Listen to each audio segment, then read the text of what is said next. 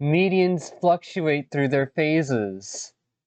Not an aspect, not a fragment, but a phase.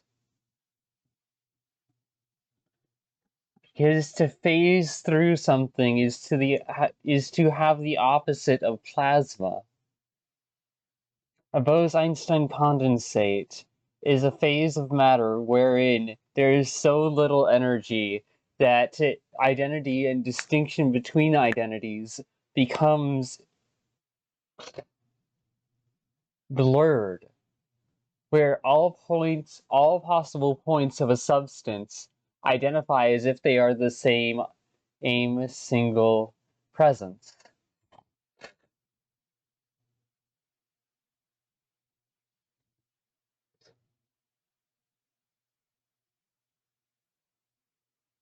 Condensate.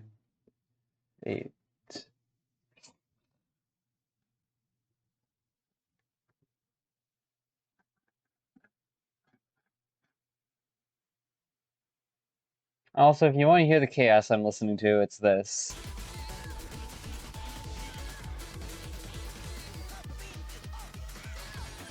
Absolute zero.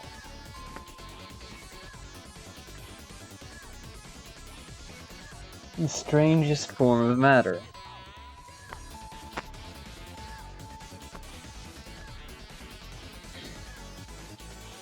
It's the opposite of plasma.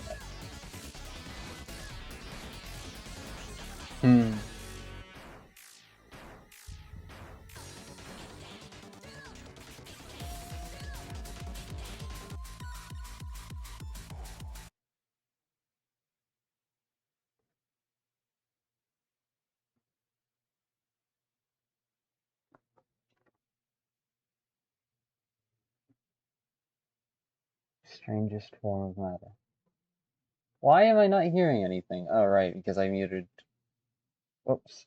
Liquid. If you cool the liquid, it becomes a solid. All right, there we go. You're watching a Nova Video podcast.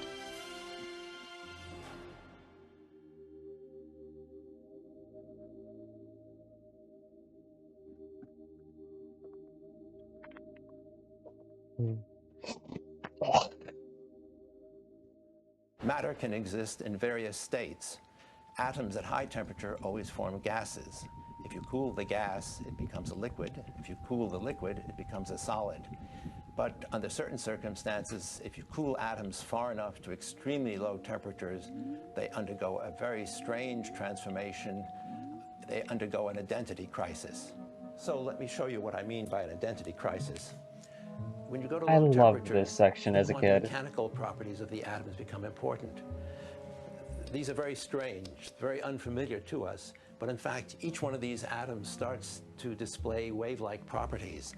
So instead of points like that, you have little wave packets like that moving around. It's really difficult for me to explain just why that is, but that's the way it is.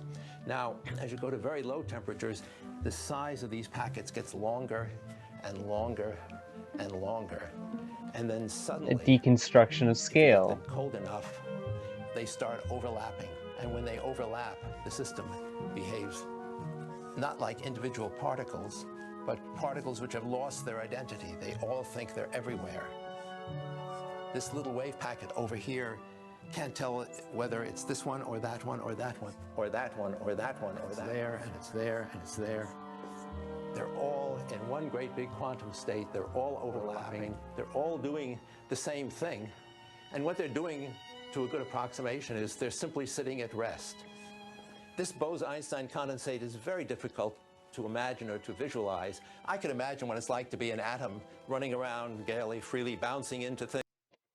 But if you take an Bose-Einstein condensate as a parallel to the identity of a singlet, then using trauma as sense of energy.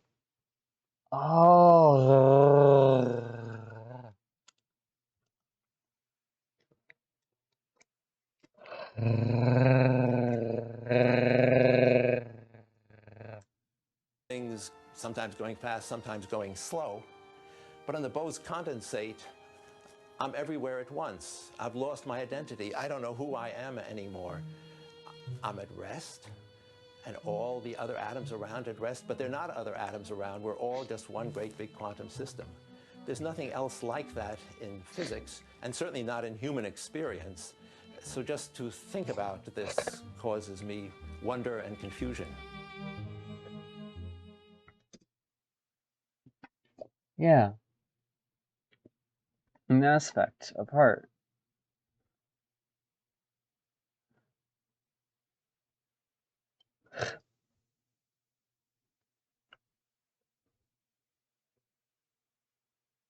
Bose-Einstein condensate.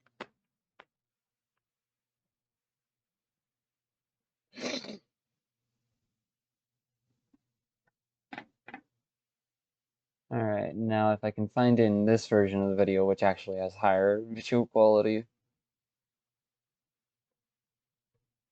I think.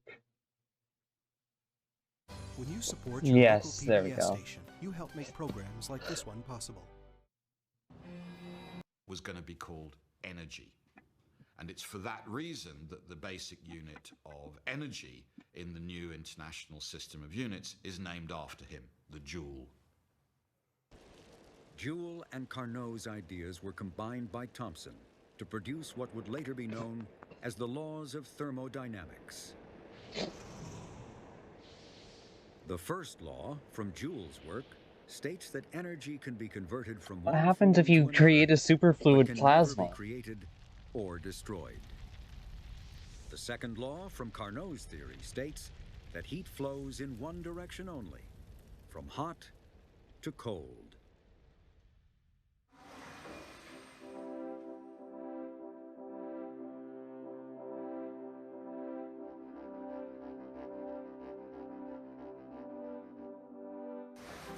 In the second half of the 19th century, this new understanding paved the way for steam power to artificially produce.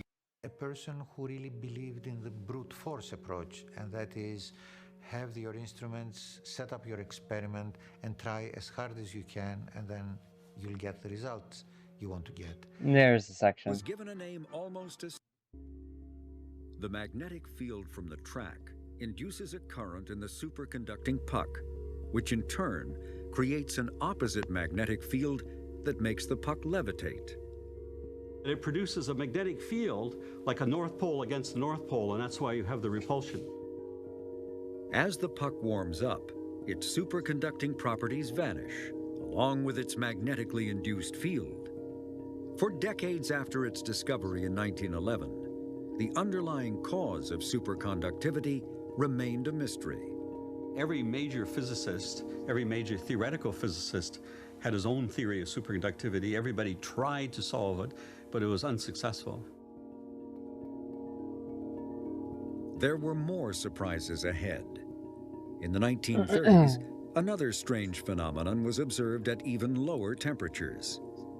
This rapidly evaporating liquid helium cools until at 2 degrees above absolute zero, a dramatic transformation takes place. Suddenly, you see that the bubbling stops and that the surface of the liquid helium is completely still. The temperature is actually being lowered even further now, but nothing particular is happening. Well, this is really one of the great phenomenon in 20th century physics. The liquid helium had turned into a superfluid, which displays some really odd properties. Here I have a beaker with an unglazed ceramic bottom of ultrafine porosity. Ordinarily, this container with tiny pores can hold liquid helium. But the moment the helium turns superfluid, it leaks through. Yeah. We call this kind of flow a superflow.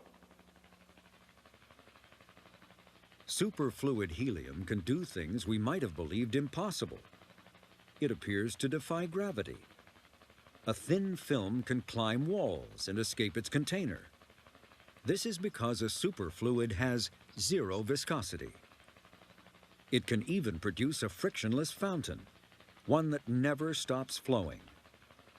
Superfluidity and superconductivity were baffling concepts for scientists. New radical theories were needed to explain them.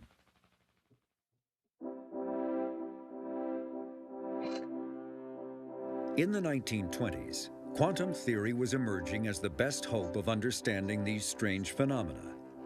Its central idea was that atoms do not always behave like individual particles. Sometimes they merge together and behave like waves. They can also be particles and waves at the same time. Even for great minds like Albert Einstein, this strange paradox was hard to accept. Trying to navigate In 1925, organize. a young Indian physicist, Satyendra Bose, sent Einstein a paper he'd been unable to publish. Bose had attempted to apply the mathematics of how light particles behave to whole atoms. Einstein realized the importance of this concept and did some further calculations. He predicted that on reaching extremely low temperatures, just a hair above absolute zero, it might be possible to produce a new state of matter that followed quantum rules. It would not be a solid or liquid or gas. It was given a name almost as strange as its properties: a Bose-Einstein condensate. For the next 70 years, people could only dream about making such a condensate, which has never been seen in nature. Matter can exist in various states. Atoms at high temperature always form gases. If you cool the gas, it becomes a liquid. If you cool the liquid, it becomes a solid. But under certain circumstances, if you cool atoms far enough to extremely low temperatures, they undergo a very strange transformation. They undergo an identity crisis. So let me show you what I mean by an identity crisis. When you go to low temperatures, the quantum mechanical properties of the atoms become important. These are very strange, very unfamiliar to us, but in fact, each one of these atoms starts to display wave-like properties. So instead of points like that, you have little wave packets like that moving around. It's really difficult for me to explain just why that is, but that's the way it is. Now, as you go to very low temperatures, the size of these packets gets longer and longer and longer. And then suddenly, if you get them cold enough, they start overlapping. And when they overlap, the system behaves not like individual particles, but particles which have lost their identity. They all think they're everywhere. This little wave packet over here can't tell whether it's this one or that one or that one or that one or that one or that. It's there and it's there and it's there. They're all in one great big quantum state. They're all overlapping. They're all doing the same thing. And what they're doing, to a good approximation, is they're simply sitting at rest. This Bose-Einstein condensate is very difficult to imagine or to visualize. I can imagine what it's like to be an atom running around gaily, freely, bouncing into things, sometimes going fast, sometimes going slow. But on the Bose condensate, I'm everywhere at once. I've lost my identity. I don't know who I am anymore. I'm at rest, and all the other atoms around at rest, but they're not other atoms around. We're all just one great big quantum system. There's nothing else like that. I love the editing in on physics, this. and certainly not in human experience. So just to think about this causes me wonder and confusion.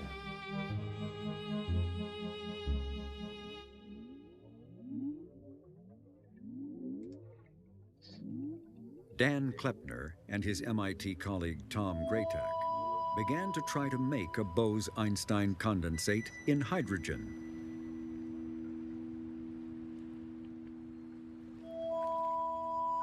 As we started out the search for Bose-Einstein condensation, our enthusiasm grew because hydrogen seemed like such a wonderful atom to use. It had everything going for it. It had its light mass. That means that the atoms will condense at a higher temperature than other atoms would. The atoms interact with each other very, very weakly. All the signals seem to be pointing to the fact that hydrogen was the atom for getting to Bose-Einstein condensation. Kleppner's idea was to cool the hydrogen atoms by making use of their magnetic poles. He used a strong magnetic field to create a cluster of atoms in a cold trap. Unfortunately, sometimes one atom flipped another, which triggered a release of energy that raised the temperature. It was a frustrating time for us because our methods were so complicated, we were having a hard time moving forward. Now others decided to take up the challenge. Two physicists from MIT met in Boulder, Colorado, and came up with a different approach to the problem. Rather than focusing on the lighter atoms of the periodic table, they hit upon the idea of using much heavier metallic atoms, like rubidium and cesium.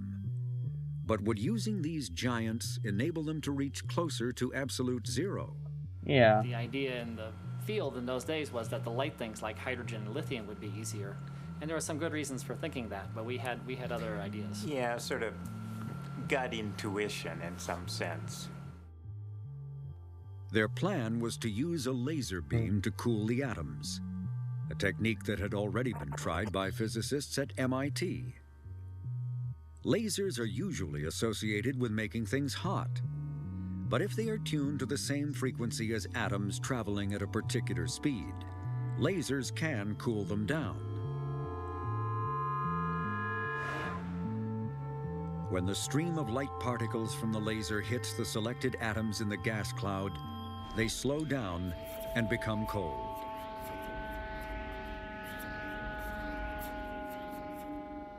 Laser cooling was a new tool that had the potential to reduce the temperature of a gas to within a few millionths of a degree of absolute zero.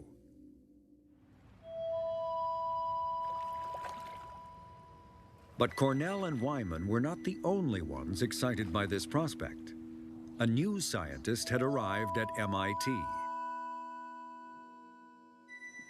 It was in late 91 or early 92 that we had an idea how a different arrangement of laser beams would be able to cool atoms to higher density. And it worked. And this was really a trigger point. I will never forget the excitement in those group meetings when we discussed what do we next. Because with higher density, there are many things you can do. Could we now push to Bose-Einstein condensation? You see, well, what do we next? Because with higher density, there are many things you can do. Could we now push to Bose-Einstein condensation? Well, I mean, with a higher density, that means the amount of inherent energy, stored energy in structural material available to regulate downwards is more likely to maintain coherence at lower temperatures. Because a simple structure like hydrogen has structural integrity of very simple origins, which is good for its scale and influence within the current reality. But if you're trying to cool it down, eventually you take out so much energy out of the system that it feels like you're pushing it to its breaking point, and it's going to lose coherence, not just as the sense of a particle, but as the sense of actual hydrogen. Those bonds don't want to disconnect and dissolve because they don't have the security of other reinforcing bonds around them. You see, well, lots of cables and All the resources of Ketterle's lab were redirected to make a condensate in sodium atoms. And right here, this is an atomic beam oven. What is wrapped in tinfoil is a little vacuum chamber where we heat up metallic sodium so the metallic sodium melts and evaporates. And it's ultimately the sodium vapor, the sodium atoms, which we tried to Bose-Einstein condense.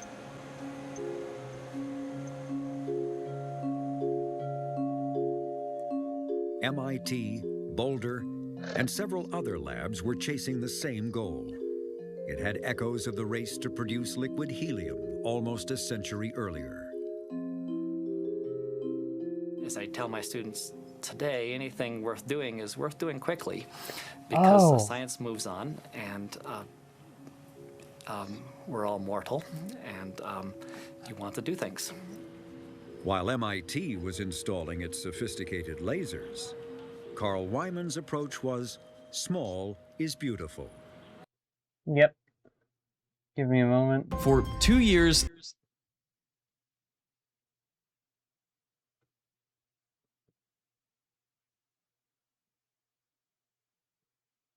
Yeah, there we go. Surrounded by other molecules, it changes how the bonds inside can move. This is what the scientists at Abbott had seen in the spectrum. The needles they had seen under the microscope were a new polymorph of ritonavir, and a more stable one at that. Form 1 crystals look like this instead. Now at first, this might seem like good news. It was still ritonavir, even if it looked a bit different. It's just like how dull chocolate, even if it's not quite as nice, is still chocolate. But the problem was, this new polymorph was far too stable. Ritonavir Form 2 is substantially more stable than Form 1. And the way we know it's more stable is because it's less soluble. But if that crystal structure happens to be much more stable, then it won't dissolve properly, and then it's a bit like you haven't taken the drug at all. But with chocolate, we can change which polymorph we have. We just had to heat it up to switch it from shiny to dull, and then by cooling it down again in a specific way, we could get back to shiny. So you might expect that Abbott could just do something similar with ritonavir, and they tried. But the problem was that no amount of heating or cooling could turn Form 2 back into Form 1. They were stuck. We can see what's happening by taking a look at this here. See, each polymorph has different energy levels. And in the case of chocolate, that looks something like this, where Form 4 has a higher energy level and Form 5 a lower one. And they're separated with this sort of hill in between. Now, after heating up the chocolate bar... One moment, just so that way it's easier to hear.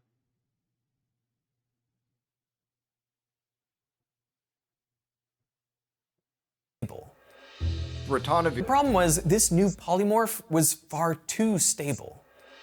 Ritonavir Form 2 is substantially more stable than Form 1. And the way we know it's more stable is because it's less soluble. But if that crystal structure happens to be much more stable, then it won't dissolve properly, and then it's a bit like you haven't taken the drug at all. But with chocolate, we can change which polymorph we have. We just had to heat it up to switch it from shiny to dull, and then by cooling it down again in a specific way, we could get back to shiny. So you might expect that Abbott could just do something similar with ritonavir, and they tried. But the problem was that no amount of heating or cooling could turn Form 2 back into Form 1. They were stuck. We can see what's happening by taking a look at this here. See, each polymorph has different energy levels. And in the case of chocolate, that looks something like this, where Form 4 has a higher energy level and Form 5 a lower one. And they're separated with this sort of hill in between. Now, after heating up the chocolate bar, we were mostly left with Form 4. So let's drop this little ball in there, and then you'll see it will slowly settle down into that valley. But not to the more stable Form 5, and that's because there's this little hill in between. But now imagine adding some heat to this. It's like giving the ball a little bit of a kick, and you can see that the ball will suddenly start to move around. And if I give it enough of a kick, whoop, it will roll down into Form 5. And now it is stuck there. Now you could keep adding more heat and you could get it back over the hill, back to Form 4, but then you would just end up with a mass of both forms. Because whenever you start cooling it down again, the ball could just randomly settle in one of the two valleys. So that's what happened when we melted the chocolate uncontrollably. We just got a mixture of these two forms. But with ritonavir, the situation is a little different. The hill between the two forms is now much taller. But the Form 2 valley is also much deeper. So once the ball does get down there, it's basically impossible to get it back out of there. Which is why, no matter what the scientists at Abbott tried, they couldn't get back to Form 1. But this still doesn't explain why Form 2 was suddenly everywhere. Nothing had changed in their procedures. The barrier between the two forms should still be there, so it shouldn't have been possible to make this much Form 2 at all. And yet, 300 years earlier, legends of such a transformation spread across Northern Europe. It was a bitter winter morning, and it had been like this for months. The organist was on his way to a cathedral. The cold had been messing with the organ pipes. It's gone out of tune again. But that wasn't what the congregation thought. There were storytellers, and what you'll see is that initially there's a very tiny speck of tin that suddenly transformed into gray tin, and then it spreads from there, almost like an infectious disease, which is why this is also known as tin pest. And because gray tin is less dense, the tin expands. And so if you look closely, you can see it start to tear apart the metal. Now, normally it takes a lot of energy to transform some silver tin into gray tin. But once you get a tiny bit of gray tin, something strange happens. Because now it acts as this nucleation site that other tin can attach to. And it effectively brings that hill way down. It lowers the activation energy. And so now it becomes very easy to switch from silver tin to gray tin. And so it starts to spread. It starts to take over. And the same thing was happening to those organ pipes. Once you got a lesion on one of those pipes, well, then it would grow and spread everywhere. Little flakes would come off the pipes and seed all the others, and it would spread. And that's also exactly what happened with ritonavir. Once a tiny bit of Form 2 appeared, it acted as a nucleation site, lowering that massive activation energy and causing all the Form 1 to crystallize into Form 2. Tiny seed crystals then broke off, could become airborne and spread, attaching themselves to people's clothes and making it to other parts of the production line, effectively seeding them. So that when new ritonavir was synthesized, it contained these seed crystals and turned the entire capsules into Form 2. And because everyone likely had these seed crystals on their clothes, when the Chicago team flew over to Italy, they seeded that factory too. And in this way, soon not a single place was able to manufacture Form 1. Ritonavir is arguably the most dramatic case of what we now call a disappearing polymorph. The YouTube channel Reactions made a great video about this that involves lots of physical demos, so I highly recommend you check it out. When this happened to us, we conducted an extremely thorough investigation to see if there was something that we did which would have caused this. While we've speculated on the cause of this chemical transformation, we do not have conclusive proof of what happened. It might be that a mistake on the production line caused some chemicals to dry out. This might have created a new crystal, similar in shape to Form 2 ritonavir, which acted like a seed. Or it might have just been a bad luck, that a seed crystal formed on its own purely by chance. Yeah.